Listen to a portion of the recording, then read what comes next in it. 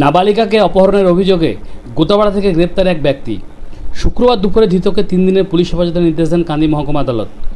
চলতি মাসের 17 তারিখে বড়ুয়া থানার গোতাপাড়া এলাকার এক নাবালিকাকে অপহরণের অভিযোগ করা হয় বড়ুয়া থানায়। আর এই অভিযোগের ভিত্তিতে বড়ুয়া থানার পুলিশ গোতাপাড়া থেকে বৃহস্পতিবার রাত্রে মীরা শেখকে গ্রেপ্তার করে পুলিশ।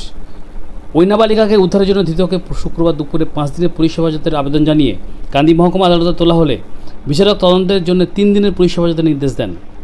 পুলিশ হেফাজতের আবেদন করেছিলেন এবং কোর্ট আজকে ব্যক্তি কতদিন দিল? হ্যাঁ, যিনি এই কেসের তদন্তকারী দারোগা তিনি 5 দিনের পুলিশ রিমান্ড চেয়েছিলেন। কোর্ট 3 দিনের পুলিশ রিমান্ড অ্যালাউ করেন। তো মানে যাকে অ্যারেস্ট করা হয়েছে সে হচ্ছে মেন ভিকটিম রহিম শেখের বাবা মীরা শেখ ওরফে গওহরজান শেখ, যার বাড়ি হচ্ছে গোদাপাড়া। তো এই রুমি খাতুন বিবির মেয়ে নিখোঁজ, তাকে পাওয়া যাচ্ছে না। তার পরিপ্রেক্ষিতে রহিম শেখের এগেনস্টে ডাইরেক্ট অ্যালিগেশন এবং আজকে যাকে পিসি নেওয়া হয়েছে মীরা শেখ ওরফে গওহরজান শেখ, তার এগেনস্টে অ্যালিগেশন।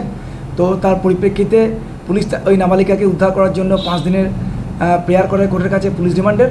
কোর্ট 3 দিনের পুলিশ রিমান্ড অ্যালাউ করে।